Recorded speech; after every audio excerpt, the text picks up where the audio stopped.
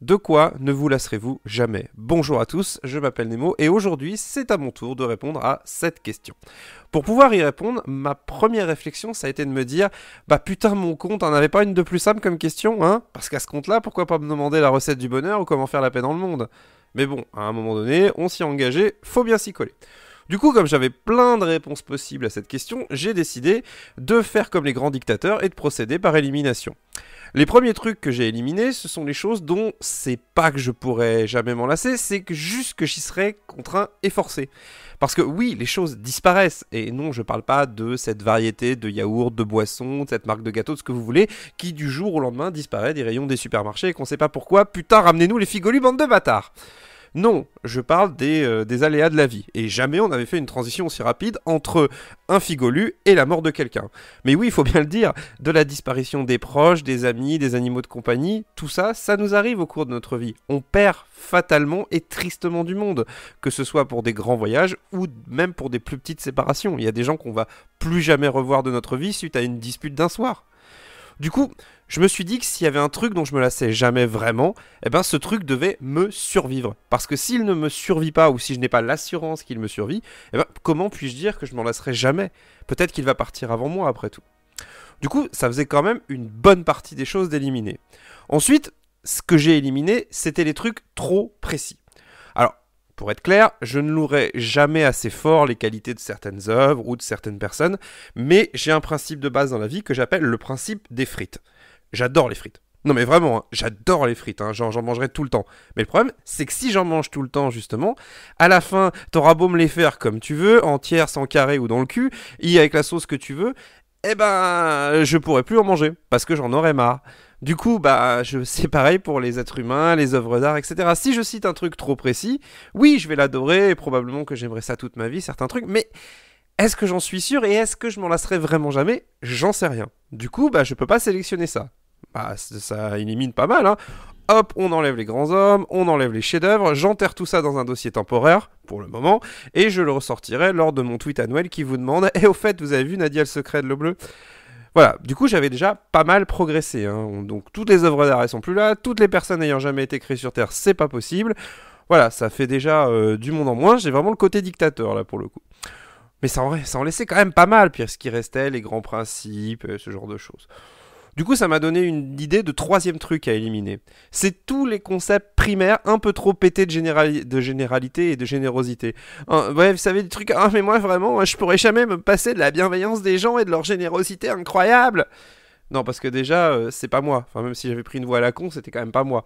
Oui, j'ai beau avoir un gros cœur qui bat très très fort sous des dehors d'ours mal réveillés, j'ai toujours eu en sainte horreur la religion et la niaiserie. Pour moi, il y a des moments, ça se rejoint très fort. Et attention, hein, chacun a la religion qu'il veut, chacun a la niaiserie qu'il veut. Je juge pas. Là, c'est juste que c'est moi qui réponds à la question, tu vois. Donc, c'est un peu mon point de vue. Et encore une fois, je dis pas que c'est bien de penser comme ça. Mais bon, quitte à répondre à la question, autant le faire avec honnêteté. Sinon, pourquoi écouter ce podcast? Sinon, je peux vous dire, alors oui, moi, ce que dont je me lasserai jamais, c'est Overwatch, parce que c'est vraiment un trop bon jeu. Non, là, on va vraiment essayer d'être honnête à fond. Puis bon, les gens qui me connaissent savent que moi, la générosité, hein, de toute façon, dès qu'il est question d'argent, on va pas se mentir, je suis plus dans la team bande à Picsou que délivre-toi tes biens matériels. Voilà, une fois qu'on avait quand même posé ces trois trucs, ça faisait quand même pas mal, je me suis dit, bon, je vais réfléchir, et maintenant que j'ai éliminé, j'ai fait des grands principes, je vais essayer de sélectionner des gagnants, ne serait-ce que pour les éliminer après. Et du coup, j'en suis arrivé à une liste de 3 gagnants, le podium. Sauf que j'avais pas encore le classement. Mais sur le podium, il y avait la musique classique et le jazz, le feuilleton politique, hein, de manière générale, et le moé. Alors pour celles et ceux qui connaissent pas, je suis allé sur Wikipédia et vu que j'ai trouvé que la définition du moé était pas mal, je vais vous la livrer telle quelle. Hashtag mec feignant. Le moé, c'est donc un mot d'argot japonais ou un emprunt lexical faisant référence à des sentiments de forte affectation orientés principalement vers des personnages fictifs issus des domaines de l'anime, du manga et du jeu vidéo. Le terme peut cependant se référer à des sentiments d'affection envers n'importe quel sujet. Voilà, ce qui est important, c'est la phrase de fin. En fait, c'est véritablement le sentiment d'affection que vous avez envers un dessin, envers un personnage fictif.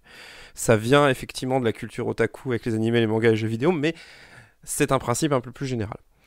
Voilà, maintenant j'avais fait bien le ménage, j'avais mon podium, il me restait plus qu'à choisir, à trier et à trouver le truc dont je me lasserai jamais. Et là j'ai eu beau me triturer la tête, chercher, voilà, j'y ai passé. À un moment, Mais j'ai jamais réussi à trouver le moyen de trier entre les trois. Et en fait, parce que je pense que je me lasserai jamais d'aucune de ces trois choses. C'est des choses qui à la fois me survivront, sont des principes, et sont pas simplistes.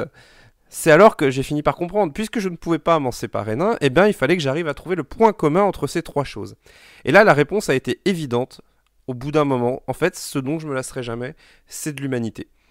L'humanité a fait des choses fantastiques et des choses inexcusables, mais il y a une constance dans l'humanité pour moi et qui la rend incroyable, et un truc dont je me lasserai jamais, c'est que l'humanité fait des trucs intéressants tout le temps.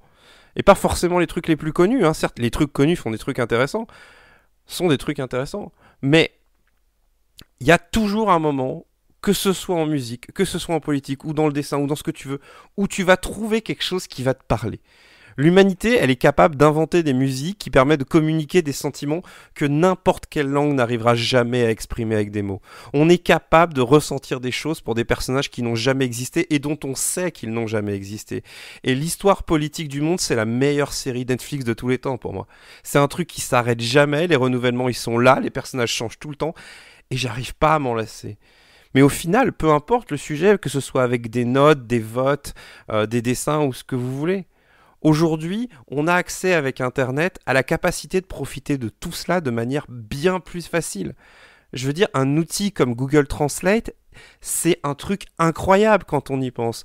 On est capable d'à peu près traduire par n'importe quoi d'à peu près toutes les langues en la nôtre. Et c'est un service gratuit, accessible 24 heures sur 24, 7 jours sur 7, qui demande quasiment aucune ressource. Et c'est incroyable quand on y pense. Toute l'histoire de l'humanité, et c'est justement pour ça qu'elle est fantastique, ça a été fait d'inventions, de découvertes, etc. Et regarder ça à travers le prisme de l'histoire, moi je trouve ça fascinant. Parce que qu'est-ce que c'est que la musique classique, qu'est-ce que c'est que le jazz, qu'est-ce que c'est que n'importe quel morceau de musique, sinon qu'un morceau d'histoire. C'est un morceau d'histoire parfois avec un grand H, parce que le morceau aura influencé tout un tas d'autres personnes, mais même si c'est simplement une musique laissée sur un CD, une cassette ou ce que tu veux, ou même un souvenir que t'as, bah ça reste la trace de la présence d'un être humain, c'est quelqu'un qui a voulu exprimer quelque chose.